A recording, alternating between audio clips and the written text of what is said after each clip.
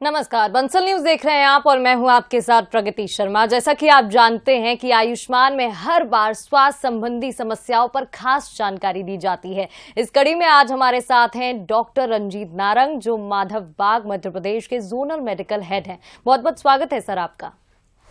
Thank you ma'am. तो आज हम बात करने वाले हैं वहीं इस पर माधव बाग का क्या विजय लक्ष्य है, किस तरीके से इस रोग को दूर किया जाता है। रक्तचाप और शुगर यानी कि डायबिटीज, ये दोनों रोग जिन्हें होते हैं उनको ज्यादातर देखा जाता है ओबेसिटी भी होती है। किस तरीके से इस पर काम किया जाता है। अत्यधिक मोटापे यानी कि ओबेसिटी से ग्रस्त ये व्यक्ति होते हैं, जिस कारण आगे चल के हृदय रोग जो होते हैं वो और भी ज्यादा बढ़ जाते हैं और खतरा बन सकता है। इसलिए इन दोनों टॉपिक्स पर आज हम बात करने वाले हैं, सर से और ज्यादा जानकारी लेंगे। सर, सबसे पहले तो आपके हॉस्पिटल के बारे में मैं जानना चाहूंगी, आपके बारे में जानना चाहूंगी जी। माधव बाग एक ऐसा आयुर्वेदिक ऑर्गेनाइजेशन है जो कि नॉन सर्जिकल व्यू से हृदय रोग के ऊपर काम करता है। और हृदय रोग होते किसको हैं? जिनको पहले से डायबिटीज़, बीपी या मोटापे जैसी तकलीफें होती हैं। और इन चारों को अगर हम मोटे तौर पर देखें तो ये चारों के चारों माने जाते हैं जीवन शैली जन्य रोग या लाइफस्टाइल डिसऑर्डर्स रिलेटेड होने वाली व्याधियाँ। इन सब के ऊपर माधव बाग का 4 सूत्रीय कार्यक्रम चलता है। मतलब हमारा लाइफस्टाइल मैनेजमेंट, इसी के साथ पंचकर्म और इसी के साथ कहीं ज़रूरत लगने वाली है तो उनकी आयुर्वेदिक मेडिसिन और कंटिन्यूस मॉनिटरिंग, इन चारों माध्यम से हम यहाँ पे इस जीवन शैली में होने वाले जो भी विकार हैं इन सब के ऊपर काम कर रहे होते हैं। जी सर, ऐसा पाया जाता है कि डायबिटीज, रक्तचाप यानी कि ब्लड प्रेशर की जो बीमारी है, एक साथ जिन भी लोगों को होती है शुरुआत में उन्हें डायबिटीज की बीमारी जरूर होती है। ऐसा क्यों होता है? इसके क्या कारण है? यस, कई बार ऐसा देखा जाता है कि किसी व्यक्ति को जैसे ही पता चलता है डायबिटीज़ और वो एक कभी अपनी इग्नोरेंस के कारण कुछ टैबलेट्स नहीं लेता या चेकअप नहीं करवाता, और फिर कुछ समय बाद जब तकलीफ़ें बढ़ने लगती हैं या अब उस व्यक्ति को बीपी भी होने लगता है, तब वो कहीं सामने आता है कि अच्छा मुझे बीपी भी है और पहले से डायबिटीज़ था। तो इसका मूल कारण जब हम देखते हैं तो ये डायबिटीज़ मतलब क्या, सिंपल सा हमारे ब्लड शुगर जो कि रेज्ड मात्रा में हमारे शरीर में है। मतलब कि हमारी ये जो ब्लड वेसल हैं, इन ब्लड वेसल्स में बढ़ी हुई शक्कर की मात्रा लिए हुए ये खून दौड़ता रहता है, और जब ये ब्लड हमारी इन ब्लड वेसल्स को अंदर से खराब करने लगता है, जिसको मेडिकली बोलते हैं एंडोथेलियल सिस्टम, तब इन ब्लड वेसल्स का लचीलापन भी खत्म होने लगता है, या हम कहें कि एथेरोस्क्लेरोसिस प्रोसेस जनरेट होने लगती है, जिसके कारण उस व्यक्ति को अब ये बीपी भी दिखने लगता है। तो यूं कहें कि ये बीपी और डायबिटीज ये दोनों एक दूसरे का भाई बहन के रूप में रहते हैं। मतलब एक किसी को व्याधि है तो दूसरी भी आमतौर पर इन व्यक्तियों में देखी जाती है।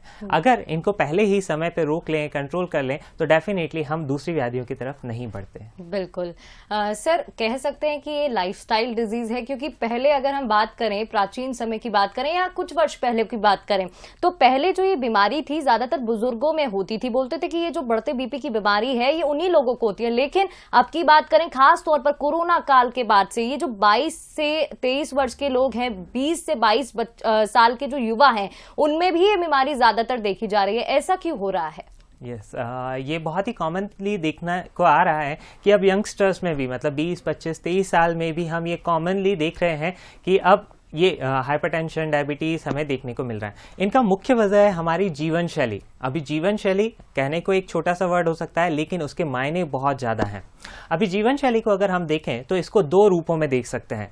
एक रहता है जन सामान्य, यानी हम हर किसी के लिए एप्लीकेबल है, और दूसरा रहता है पर्सन टू पर्सन, मतलब मेरी सुबह से शाम तक क्या जीवन शैली है उसको देखते हुए मुझे क्या परिवर्तित करना चाहिए। ये हुई हमारी व्यक्तिगत जीवन शैली में जाना, जो कि हम 1-to-1 कंसल्टेशन के बाद बेहतर समझ सकते हैं। लेकिन इसका एक बहुत बड़ा रूप देखने को मिलता है कि जो कि जन सामान्य के रूप में लाइफस्टाइल का एक मुख्य हिस्सा आता है, वो है सॉल्ट, शुगर और ऑयल इनटेक। एक एग्जाम्पल के तौर पर बताना चाहूंगा, विश्व स्वास्थ्य संगठन का क्या कहना है कि एक दिन में एक व्यक्ति को कितने ऑयल लेना चाहिए, तो उसकी मात्रा आती है 10 से 15 ml।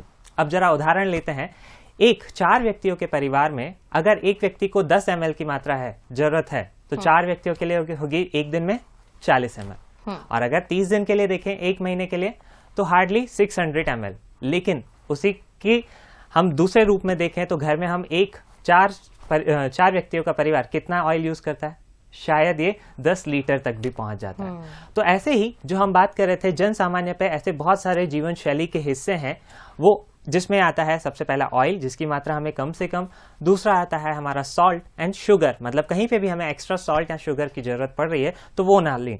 तो ये हो गया सामान्य जीवन शैली, जो कि अगर हम अपना लें तो डेफिनेटली इन जीवन शैली जन्य से बच सकते हैं। और दूसरा आता है व्यक्तिगत जीवन शैली, मतलब यहाँ पे उठते हैं कि नहीं, हम एक्सरसाइज करते हैं कि नहीं, करते हैं तो कौन सी करते हैं, उन सबको देख करके इस जीवन शैली को अगर व्यवस्थित कर लिया जाए तो डेफिनेटली ये यंग एज में होने वाली समस्याओं से हम बहुत अच्छे से बच सकते हैं। बिल्कुल, यानी कि डायबिटीज और ब्लड प्रेशर की जो बीमारी है, इसकी वजह से कहीं ना कहीं हार्ट डिजीजेस भी होती हैं, और ऐसे में लाइफस्टाइल हमारी जो है वो बहुत इंपॉर्टेंट रोल प्ले करती है। सर, जैसे कि कई सिम्टम्स होते हैं, कुछ सिम्टम्स जैसे कि तेज दिल का धड़कना, हार्ट बीट तेज हो जाना, पसीना निकलना, सिर दर्द, ऐसे और भी कई सिम्टम्स होंगे जिनके बारे में जरूर जानकारी दीजिएगा। और अगर ये सिम्टम्स किसी को हैं तो उन्हें क्या करना चाहिए शुरुआती दौर में? यस, जैसे हम यहाँ पे बात कर रहे हैं कि लाइफस्टाइल डिसऑर्डर्स, तो लाइफस्टाइल डिसऑर्डर्स की जब हम शुरुआत देखते हैं तो कैसा है, किसी भी व्यक्ति को अगर अपने कुछ बेसिक से पैरामीटर्स पता है, बेसिक से पैरामीटर्स मतलब बीपी, अपना हार्ट रेट, अपना शुगर, अपना SpO2 और एक बेसिक सा ECG, अगर ये पता है तो हम निश्चिंत हो सकते हैं कि ये डायबिटीज, बीपी या हृदय रोग से हमें घबराने की जरूरत नहीं है। कैसे? इन वाइटल्स को हम देखें तो एक सामान्य सा औसत सा बीपी, औसत बीपी हम सबको पता है 120/80 होता है, लेकिन कभी ये अगर हमारा 128, 84 जा रहा है, या हमारी हार्ट रेट किसी व्यक्ति की 84, 90s की तरफ जा रही होती है रेस्टिंग में भी, लेकिन उनको लगता है हमें कोई तकलीफें नहीं है तो हम रेस्टिंग पे नॉर्मल है, बट अंदर ही अंदर वो सारे चेंजेस हो रहे हैं। तो इसीलिए ये बेसिक 5 चीजें जो कि आपके घर पे कभी भी अवेलेबल रहती हैं, अगर घर पे अवेलेबल नहीं है तो आपके नियर बाय इन पैरामीटर्स को जरूर अपने पास चेक करके रखिए।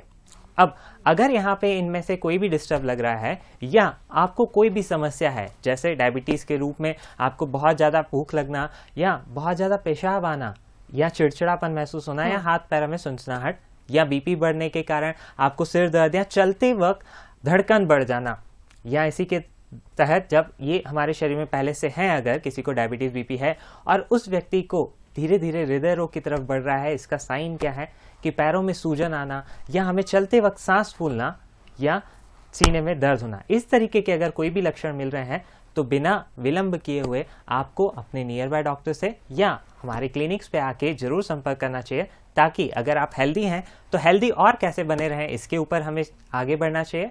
अगर वहाँ पे कुछ ट्रीटमेंट की आवश्यकता है तो इसको लेकर के आपकी जिंदगी आपका जिंदगी खुशहाल हो, इसके लिए हमें प्रयास करना चाहिए। बिल्कुल, यानी कि प्रोक्रेस्टिनेट नहीं करना है। ज्यादातर लोग क्या करते हैं, कल पे छोड़ देते हैं, जिससे कि आगे परेशानी और भी बढ़ जाती है। सर, मैं जानना चाहूंगी, जैसे डॉक्टरों का कहना है कि डायबिटीज है, बीपी है, यहाँ हार्ट डिजीजेज है, इससे क्या होता है, कहीं ना कहीं किडनी पर भी असर पड़ता है, क्योंकि हम हाई डोज की दवाइयां लेते हैं, फिर इसके बाद डिमेंशिया जैसी बीमारी हो गई, बड़े लोगों को देखें तो याददाश्त कमजोर हो जाती है। अगर सही समय पर कदम उठाए जाए तो समस्या टाली जा सकती है, जैसा कि आपने बताया। अगर किसी को ये बीमारी है तो आप दर्शकों को क्या सलाह देना चाहेंगे? यस, तो अभी जैसे हम देखते हैं कि किसी व्यक्ति को डायबिटीज हुई तो उसको क्या लगता है, एक टैबलेट लेके मेरी ब्लड शुगर नॉर्मल दिख रही है, लेकिन जरा सोचिए वो एक टैबलेट लेने के बाद वो शुगर कहाँ है, आपके शरीर में ही है, और वो घूम कहाँ रही है, आपकी ब्लड वेसल्स में।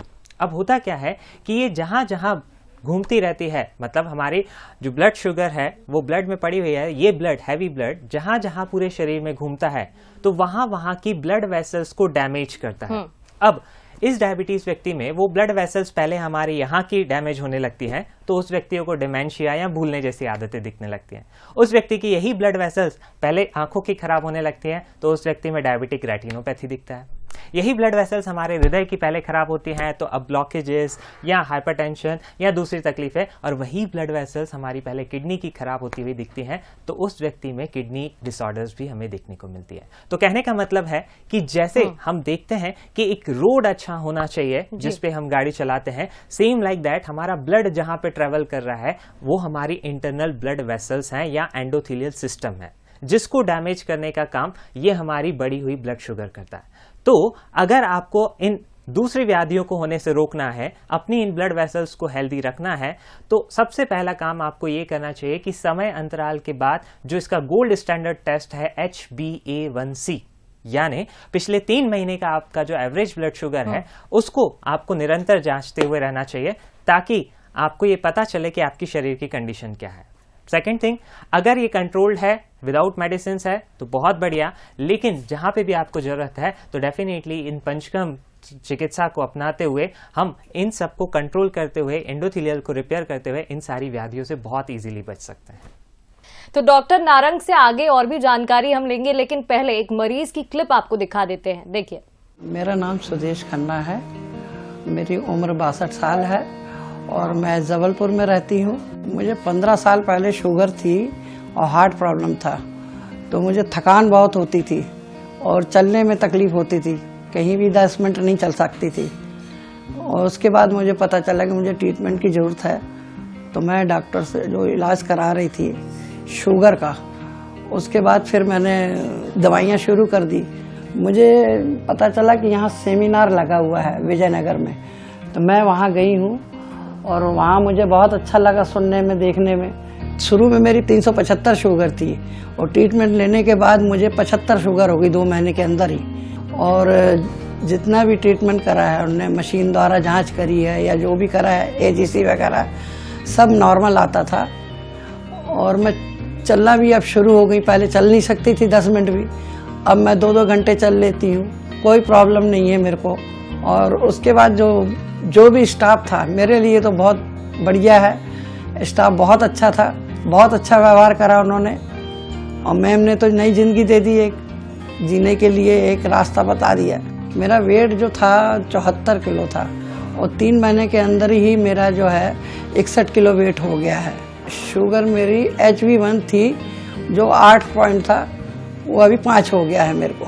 VO2 मैक्स 5 था, वो 28 हो गया है। माधव बाग जो है बहुत अच्छा ट्रीटमेंट कर रहे हैं, इनके लिए मैं बहुत बहुत धन्यवाद देती हूँ।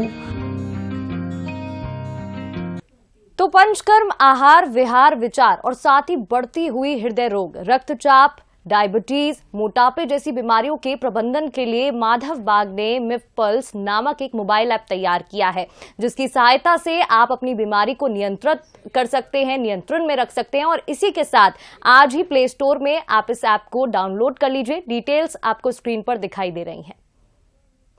चलिए आगे बढ़ते हैं। सर, मैं जानना चाहूंगी, जैसे कि आपने कई सिम्टम्स यहाँ पर बताए हैं, अभी आपने बताया एक टेस्ट का नाम लिया 3 महीने का, जिस तरीके से आपका पैटर्न रहता है उसमें पता चल जाता है। लेकिन पहले समय हमें देखने को मिलता था कि लोग क्या करते थे कि पता चल गया कि टेस्ट होने वाला है तो पहले ही क्या करते थे, मीठा खाना कम कर देते थे। तो कहीं ना कहीं वो चेंजेस टेस्ट में दिखाई देते थे। हालांकि अब तो टेस्ट काफी ज्यादा और डेवलप्ड हो गए हैं, अगर मैं ठीक बोल रही हूँ।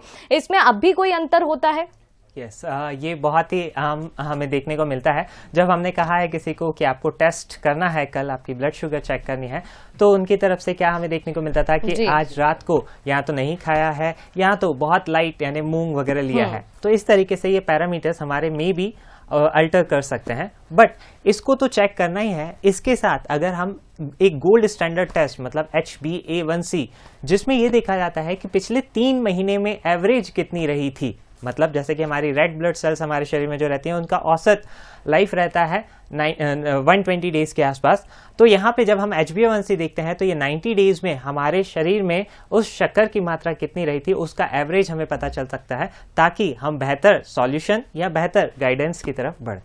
सर, लाइफस्टाइल का तो कहीं ना कहीं असर पड़ता ही है, जिस पर हम बार बार बातचीत कर रहे हैं, जिक्र कर रहे हैं। लेकिन देखिए सर, कोरोना काल की अगर हम बात करें तो कहीं ना कहीं उसका असर, प्रभाव पड़ा है। कई केसेस, कई परसेंटेज हमने देखा है यहाँ पर बढ़ते हुए डिजीजेस और साथ ही संख्या मरीजों की।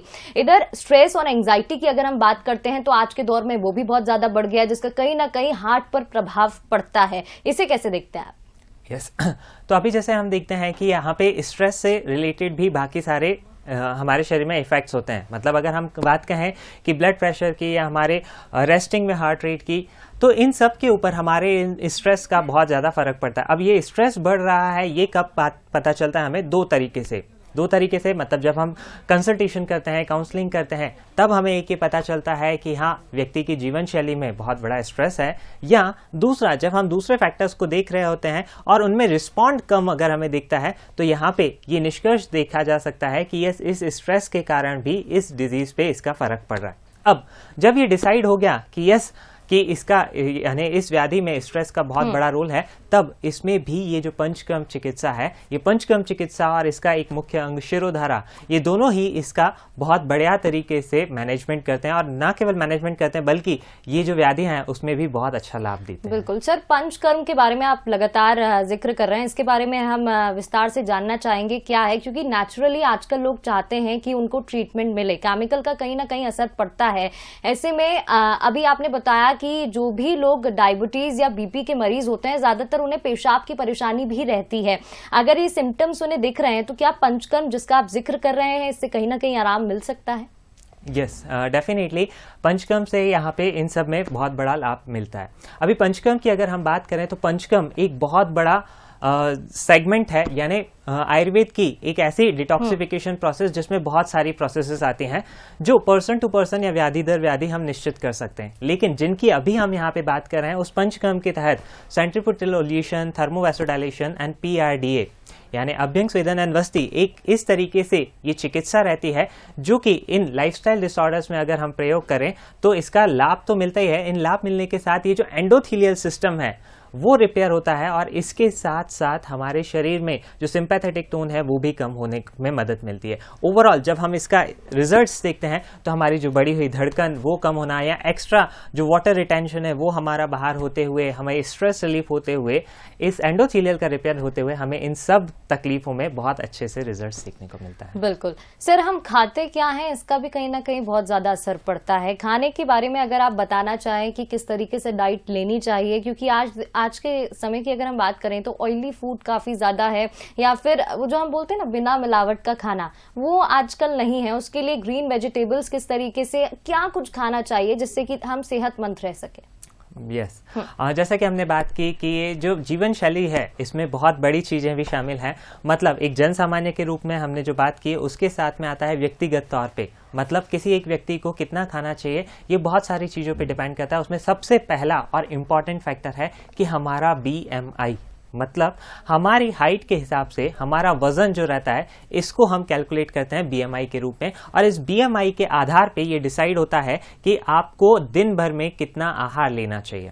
अब जब यहाँ पे 1-to-1 कंसल्टेशंस में हम जाते हैं आपका BMI देख के, तब हम बेहतर रूप से इसमें आगे बढ़ सकते हैं। लेकिन फिर भी मैं एक सामान्य तौर पे ये जरूर बताना चाहूँगा कि अपने आहार में जितना हो सके रॉ मटेरियल को, मतलब सलाद को जरूर शामिल करें। एग्जाम्पल के रूप में अगर आप 3 रोटी खाते हैं तो उसको 2 रोटी करते हुए 1 कटोरी सलाद को जरूर शामिल कर लीजिए। बिना पकाए हुए। अगर आप 2 रोटी खाते हैं तो उसको 1.5 या 1 तक लाइए और यहाँ पे सलाद को ऐड ऑन कीजिए, और साथ में सब्जियां या आपकी जो दालें हैं उसको ज्यादा से ज्यादा मात्रा में लीजिए। One thing.